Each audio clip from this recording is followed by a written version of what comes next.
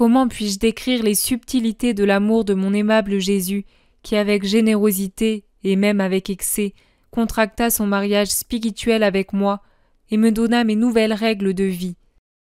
À plusieurs reprises, il emporta mon âme avec lui dans le paradis pour que je puisse y entendre les esprits bienheureux chanter sans cesse des hymnes de gloire et de remerciement à la divine majesté. Je contemplais les différents cœurs des anges et des saints. Tous étaient immergés dans la volonté de Dieu, absorbés par son immensité. Comme je regardais autour du trône de Dieu, je vis plusieurs lumières resplendissantes, infiniment plus resplendissantes que le soleil. Ceci me permit de voir et de comprendre les vertus intrinsèques et les attributs de Dieu qui, dans leur essence, sont communes aux trois personnes divines. J'étais capable de comprendre que des âmes bénies, ensemble ou en succession, jouissent de cette lumière et en restent ravies. Et malgré les siècles sans fin de l'éternité, elles ne comprennent jamais complètement Dieu. Ceci parce que les esprits créés ne peuvent pas comprendre la majesté, l'immensité et la sainteté de Dieu, un être incréé et incompréhensible. De ce que j'ai vu et appris, j'ai aussi compris que les esprits angéliques et les bienheureux participent aux vertus de la Trinité quand ils baignent dans cette lumière. Tout comme quand nous sommes exposés à la pleine lumière du soleil, nous en sommes réchauffés, ainsi les anges et les saints, en présence du soleil éternel de Dieu au paradis, sont investis de l'éternelle lumière et ainsi ils ressemblent à Dieu. La différence est que Dieu est essentiellement infini par nature, alors que les esprits bienheureux et angéliques sont limités et participent aux attributs de Dieu seulement selon leur capacité propre et limitée.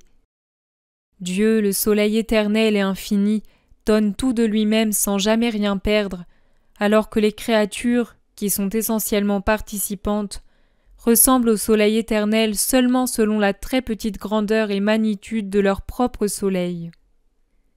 J'ai nettement l'impression que tout ce que je viens de dire est inexact et inadéquat, car ce que j'ai appris dans ce voyage béni ne pourra certainement pas être bien compris à partir de mes mots. J'ai l'impression globale de ce que j'ai perçu, mais je ne peux pas clairement le raconter. L'âme sort de son corps pour un bref temps, elle est transportée dans ce royaume béni, puis elle revient dans la prison de son corps. Il est impossible de raconter tout ce qui est vu et appris. L'expérience d'une âme à qui Dieu donne un exemple de ce qu'il veut qu'elle comprenne peut être comparée à celle d'un bébé qui peut à peine balbutier et qui est exposé à une grande performance théâtrale. Il voudra dire beaucoup de choses de ses impressions, mais parce qu'il ne sait pas comment le dire, il a honte et reste muet. Si ce n'était de l'obéissance, j'aimerais mieux rester muette comme une enfant. Je ne peux que dire absurdité après absurdité. Je continuerai cependant en disant que je me suis retrouvée marchant avec Jésus, mon époux, dans cette patrie bénie parmi les cœurs des anges, des saints et des bienheureux. Parce que j'étais une nouvelle mariée, en cercle ils nous faisaient la cour et participaient en même temps que nous aux joies de notre mariage récent. Il semblait qu'ils avaient oublié leurs propres désirs et qu'ils étaient intéressés seulement aux nôtres.